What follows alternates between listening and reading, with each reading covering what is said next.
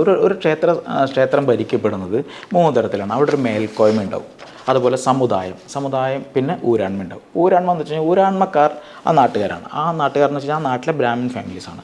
ഈ ഊരാൺമക്കാരുടേതാണ് ക്ഷേത്രം.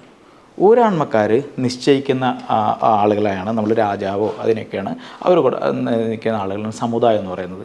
പിന്നെ മേൽക്കോയ്മ ഉണ്ടാവും. അതൊരു രാജാവിൻ്റെ മേൽക്കോയ്മ ഇവർക്ക് സ്വീകരിക്കാം. രാജാവിൻ്റെ മേൽക്കോയ്മ, ഞങ്ങൾ ഏത് രാജാവിൻ്റെ മേൽക്കോയ്മ സ്വീകരിക്കണമെന്ന് തീരുമാനിക്കുന്നത് ഈ സങ്കേതത്തിലെ അധികാരികളാണ്.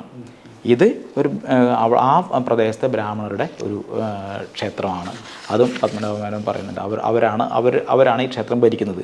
പക്ഷേ സത്യത്തിൽ ഇത് ബ്രാഹ്മൺ ക്ഷേത്രമല്ല, ഇത് ജൈനന്മാരുടെ ക്ഷേത്രം അവർ പിടിച്ചെടുത്തതാണ്. അത് മറ്റൊരു കാര്യം അല്ല. അപ്പോൾ അങ്ങനെ വരുമ്പം ആ കാലത്ത് അങ്ങനെ ഇവർ സ്വീകരിച്ച മേൽക്കോയ്മ ആണ് തിരുവിതാംകൂർ രാജവംശത്തിൻ്റെ മേൽക്കോയ്മ, അതായത് കൊച്ചിൻ്റെ സ്വീകരിക്കാതെ. അങ്ങനെയാണ് നമ്മൾ മനസ്സിലാക്കേണ്ടത്. അല്ല, അവിടെയും ഒരു പ്രശ്നമുണ്ട്.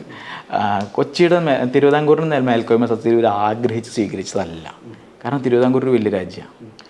ഇവർ സ്വീകരിക്കുന്നത് അന്നത്തെ കൊച്ചി രാജ്യത്തിനേക്കാൾ വളരെ ചെറിയ രാജ്യമായിരുന്നു ഓണാട്. അതായത് കായംകുളം രാജാവിൻ്റെ മേൽക്കോയ്മയാണ് ഇവർ സ്വീകരിക്കുന്നത്. ആ മേൽക്കോയ്മ സ്വീകരിക്കുന്നതിൻ്റെ പിന്നിലൊരു മിത്തുണ്ട്. ആ മിത്താണ് ഈ സംഗമേശ്വരൻ അഥവാ കൂടൽ മാണിക്യം എന്ന പേരിൻ്റെ പിന്നിലുള്ള കഥ. ഈ ക്ഷേത്രത്തിലെ വിഗ്രഹത്തിൽ ഒരു പ്രഭ കണ്ടുവെന്നും അപ്പോൾ അതിന് തുല്യമായ രത്നമുണ്ടോ എന്ന് അന്വേഷിച്ച് ഇവർ പോകുകയും അങ്ങനെ കായംകുളം രാജാവിൻ്റെ കയ്യിലുള്ളൊരു പ്രധാനപ്പെട്ട രത്നം കൊണ്ടുവന്ന് ഈ വിഗ്രഹത്തോട് ചേർത്ത് വെച്ച് പരിശോധിച്ച സമയത്ത് ആ രത്നം ഈ വിഗ്രഹത്തിൽ ലയിച്ചു പോയെന്നും അപ്പോൾ വലിയ കടായല്ലോ, ഇത്രയും അമൂല്യമായ രത്നം കായംകുളം രാജാവിൻ്റെ ഇവിടെ നഷ്ടപ്പെട്ടു. അതിന് പകരമായിട്ട് ഈ മേൽക്കോയ്മ സ്ഥാനം, രാജമേൽക്കോയ്മ സ്ഥാനം ഇവർ കായംകുളത്തിന് കൊടുത്തു എന്നാണ് ഇവർ പറയുന്ന കഥ. ചുരുക്കി പറഞ്ഞാൽ കായംകുളം രാജാവിൻ്റെ മേൽക്കോയ്മയാണ് ഇവർ അംഗീകരിക്കുന്നത്. ആ കായംകുളം രാജാവ് നായർ സമുദായത്തിൽപ്പെട്ട ഒരു ആളെ ഇവിടെ തച്ചുടയ കൈമൾ എന്ന് പറഞ്ഞ സ്ഥാനത്തേക്ക് നിയോഗിക്കും. ഫലത്തിൽ ഈ നമ്മുടെ തൃപ്പടിദാനം നടത്തി ഇപ്പോൾ പത്മനാഭൻ്റെയാണ് രാജ്യം, പക്ഷെ ഞങ്ങൾ ഭരിക്കുമെന്ന് അവിടുത്തെ രാജകുടുംബം പറഞ്ഞ പോലെ ഒരു തച്ചുടയ കൈമളെ മുൻനിർത്തി ബ്രാഹ്മണർ ഇവിടെ ഭരിക്കുകയാണ് ചെയ്യുന്നത്. തച്ചുടയ കൈമൾ നായരാണ്. അദ്ദേഹത്തിനെ ഈ രാജാവ് തച്ചുടയ കൈമളായിട്ട് പ്രഖ്യാപിക്കും. അത് കഴിഞ്ഞാൽ ഇവിടെ അദ്ദേഹത്തിൻ്റെ ഒരു അവരോധം എന്ന് പറഞ്ഞ വലിയ ചടങ്ങൊക്കെ നടത്തും.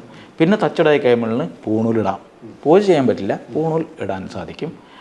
ആ തച്ചുടയ കൈമൾ ഒരു ആവണിപ്പലകയിലാണ് അവിടെ പുരോഹിതൻ ബ്രാഹ്മണനായിരിക്കുന്നതെങ്കിൽ തച്ചുടയ കൈമൾക്ക് 2 ആവണിപ്പലക ഇട്ടിരിക്കാൻ പറ്റും.